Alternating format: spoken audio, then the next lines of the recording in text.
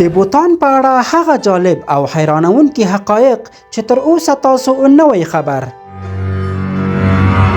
بوتان یو کوچنی او لرې پروت سلطنت دی چې د هیمالیا په غرونو کې د هند او چین ترمنځ موقعیت لري.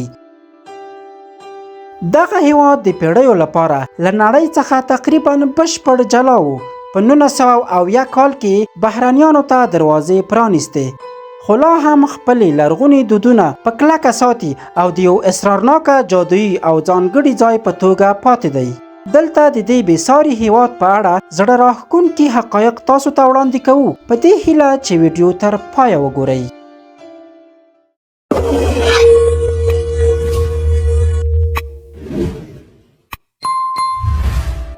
د بوتان هیواد په اړه تر ټولو حیرانونکې خبر دا ده چې د هیواد د خلکو د خوشحالولو په خاطر د خوشحالۍ ځانګړی وزارت منځته راوړی او حکومت یې د خلکو خوشحالۍ ته ډیر ارزښت ورکوي، نو ځکه د دې هیواد خلک خورا خوشحاله ژوند لري. بله بیا دا چې د بوتان هیواد په نړۍ کې تر ټولو صافه او پاکه هوا لري، یعنی هلته کاربن دای اکساید منفي دی.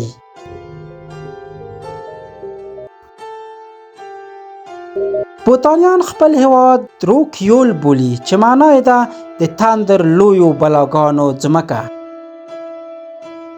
د بوتان مرکز تیمیفو د نړۍ یوازینی پلازمینه ښار دی چې هیڅ ټرافیک څراغونه نه لري. د دې پر ځای پولیس په مهمو څلور لارو کې ولاړ وي او ټرافیک کنټرولوي. یو ځل ټرافیک څراغونه نصب شول، خو یوازې 24 ساعته پاتې شول، ځکه د ټیمفو خلکو د پولیسو موجودیت غوره باله چې د هغو خوند ور نه کړ. هر بهرني سیلانیان باید د هرې ورځې لپاره $100 فیس ورکړي تر څو په دې هیواد کې پاتې شي. ټول نړیوال لیدونکي چې بوتان ته سفر کوي باید د هر شپې لپاره د دوامدار فیس په توګه $100 ورکړي. دا فیس وروسته له کورونا څخه $200 ته لوړ شوی و، خو اوس راکم شوی. دا فیس د استوګنې، لارښودنو او نورو خدماتو لګښتونو سربیره ورکول کیږي، یعنی خپل لګښتونه به هم کوي او سربیره پر دې $100 به هم د بوتان حکومت ته ورکوي. له 80 سلنه څخه ډیره د بوتان ځمکه ځنګلونو پوښلې ده. بوتان د نړۍ لومړنی هیواد دی چې په خپل اساسي قانون کې د خلکو لپاره د چاپیریال ساتنې ځانګړي مسؤلیتونه شامل کړي دي. د دې مسؤلیتونو له جملې څخه یو دا دی چې لږ تر لږه 80 سلنه د هیواد ځمکه باید تل د ځنګلونو لاندې وي. دا ژمنتیا د نباتاتو او حیواناتو د ودې زمینه برابره کړي. نن ورځ بوتان له 1500 څخه زیات د نباتاتو ډولونه او 165 ډوله تی لرونکي حیواناتو کور دی، او دا د نړۍ یوازینی هیواد دی چې د کاربن منفي توازن لري. غر ختل اوس منع شوي ځکه چې تر ټولو لوړ غرونه سپېڅلي ګڼل کیږي.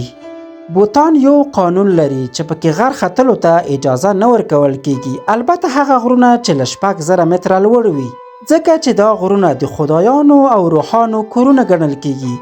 کانکار پوهینسوم د بوتان تر ټولو لوړ غر دی او تر اوسه د بوتان یا کوم بهرنی وګړی نه دی توانېدلی چې دې غره ته وخیژي، یعنی اجازه نه ده ورکړل شوې. د دې ارتفاع 5570 متره ده.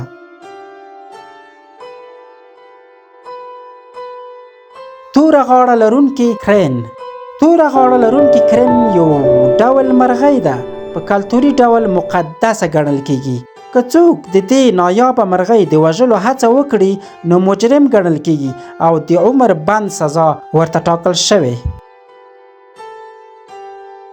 د بوتان ملي حیوان غوا ده. دا غوا ټاکین په نامه ده چې وزې ته ورته شکل لري. د بوتان ملي حیوان په 2005 کال کې وټاکل شو.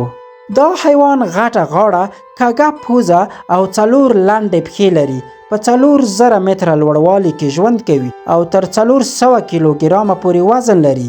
دا حیوان په شمال لویدیځ او شمال ختیځ هیمالیایي سیمه کې په ګله کې ګرځي. په بوتان کې معماري ډیره ځانګړې ده چې خورا په منظم او ښایسته شکل کورونه جوړیږي. د بوتان دودیزې ودانۍ د وړو محرابي کړکیو، تیرو یا مایلو بامونو او د لرګیو رنګین جوړښت خورا جالب او ښایسته ښکاري. د بوتان ملي سپورت غیشې یا تیراندازي ده. تیراندازي تقریبا په ټول بوتان کې رواج لري او د کوچنۍ همالیایي پادشاهۍ په 1971 کال کې دا لوبه د خپل ملي سپورت په توګه اعلان کړه، په هماغه وخت کې چې بوتان د ملګرو ملتونو غړی شو. سره له دې چې اکثره سړي په دې سپورت کې برخه اخلي، خو ښځې هم هڅه کوي چې په دې لوبه کې برخه واخلي. دوی د خوړو برابرولو، نڅا کولو او سندرو ویلو په برخه کې مهم رول لري ترڅو نارینه وهڅوي او د غیشې لوبې ښې ترسره شي. بوتان په 1999 کال کې په پلاستیکي خلطو یا پلاستیکي کڅوړو باندې په ټول هیواد کې بندیز ولګاوه چې د نړۍ یو له لومړنیو هیوادونو څخه شو چې دا کار یې وکړ. د بوتاني وګړو لپاره ملي کالي اغوستل جبري دي. یو له هغو شیانو څخه چې بوتان یې د نورو پرمختللو هیوادونو څخه بیلوي د دوی د کالیو ډول دی چې په دې کې د سړیو او ښځو کالي توپیر لري. د بوتان د کلتور د ساتنې لپاره ټولو وګړو ته لازمي بلل شوی چې خپل دودیز کالي واغوندي. کله چې حکومتي دفترونو ته ځي، په رسمي پیښو کې ګډون کوي، په مذهبي مراسمو کې برخه اخلي او په ځینې جشنونو کې ګډون کوي، ډیری بوتاني خلک خپل ملي کالي د کلتوري ویاړ او هویت په توګه منظم ډول اغوندي. په بوتان کې د خوراک ردول ادب ګڼل کیږي. لږ تر لږه په پیل کې د بوتاني اخلاقو له مخې کله چې تاسو ته خوراک وړاندې کیږي باید لومړی یې رد کړئ. دود دا دی چې د میشو کلمات ووایاست او خپله خوله په لاسونو سره وپوښئ، خو وروسته له 2 یا 3 ځلو وړاندیزونو تاسو کولی شئ ویې منئ او ویې خورئ. دا و د بوتان هیواد په اړه په زړه پورې او خوندور معلومات. که غواړئ همدارنګه حیرانونکي، جالب، ګټور او په زړه پورې معلومات ترلاسه کړئ نو زموږ یوټیوب چینل رازونه در سره سبسکرایب کړئ. په آخر کې زموږ ویډیو هم در سره لایک کړئ. د الله پامان.